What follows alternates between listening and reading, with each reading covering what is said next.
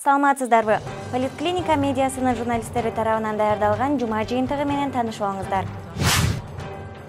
Кумтөр маселесине байланыштуу мурунку өкмөт башчы Өмүрбек Бабанов УКМКга суракка чакырылды. Ушул эле маселеге байланыштуу Жогорку кеңештин мурдагы депутаттары Талантбек Узакбаев жана Исхак Пырматовдор кармалды. Өмүрбек Бабанов Кумтөр долбоорун ишке ашурууда коррупция беренеси менен камакка алынды.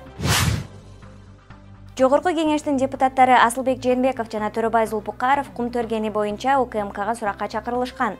1-май райондук сотунун чечими менен алар 2 айга камакка алынды. Мурдагы спикер Дастан Жумабеков жана мурдагы депутат Максат Сабиров суракка чакырылышты. Кумтөр алтын кенинин айланасындагы талаштарга байланыштуу Центара Голд компаниясы жана андын туунду компаниялары Кумтөр Голд Компани, Кумтөр Оперейтинг Компани Кыргыз Республикасынын үстүнөн арызданып, Нью-Йорк сотуна кайрылышты. Жогорку кеңештин депутаты Акылбек Жапаров министрлер кабинетинин төрагасынын орун басары, экономика жана каржы министри болду. Тиешелүү жарлыкка президент Садыр Жапаров кол койду. Бишкек шаарындагы маршруттук таксилер жапырт ишин ташташты. Кумтөр иши боюнча кармалган Жогорку кеңештин мурдагы депутаттары Исхак Пырматов жана Талантбек Узакбаев 21-июлга чейин камакта калтырылды. Мындай чечимди Бишкек шаарынын 1-май райондук соту чыгарды. Президент Садыр Жапаровдун жарлыгына ылайык Алмазбек Бейшеналиев Бириккен Улуттар уюмунун жана Женева шаарындагы башка эл аралык уюмдардагы туруктуу өкүл болуп дайындалды. Мурдагы өкмөт башчы Өмүрбек Бабанов 1-май райондук сотунун чечими менен 2 айга камакка алынды.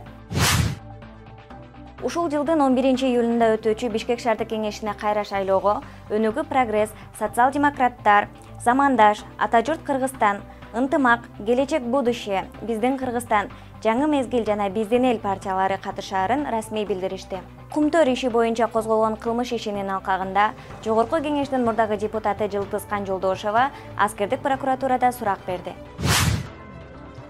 4-июнга караган түнү Чоң Алай районундагы кыргыз-тажик чек арасында абал чыңалып тургандыгын чек ара кызматы билдирген. Түзүлгөн кырдаалды жөнгө салуу үчүн УКМК башчысы Камчыбек Ташиев Алай районуна барды. Министрлер кабинети Тажикстан тараптын акыркы аракетин коңшулук жана достук мамилеге туура келбейт деп мүнөздөдү. Кыргыз-тажик мамлекеттик чек арасындагы жазылбаган тилкелерде кандайдыр бир иштерди жүргүзүүгө тыюу салынгандыгы тууралуу мурда жетишилген макулдашууларга карабастан, тажик тарап 4-июнда таңкы саат 3-тө Кыргызстандын аймагына 1000 метр кирип келип, Ош облусунун Чоң Алай районундагы Унжу Булак мамлекеттик чек арасынын жазылбаган тилкесинде контейнер орноткон. Кыргыз Республикасынын абадан коргонуу күчтөрүнө таандык Ми-8 учагы Алай районунда кулаганы айтылды.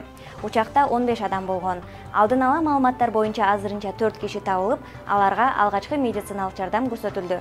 Чоң Алай районунун бир катар айылдарынын жашоочулары эвакуацияланды. Сиздер Политклиника медиасынын журналисттери тарабынан даярдалган жума жыйынтыгы менен тааныштыңыздар. Саламатта калыңыздар.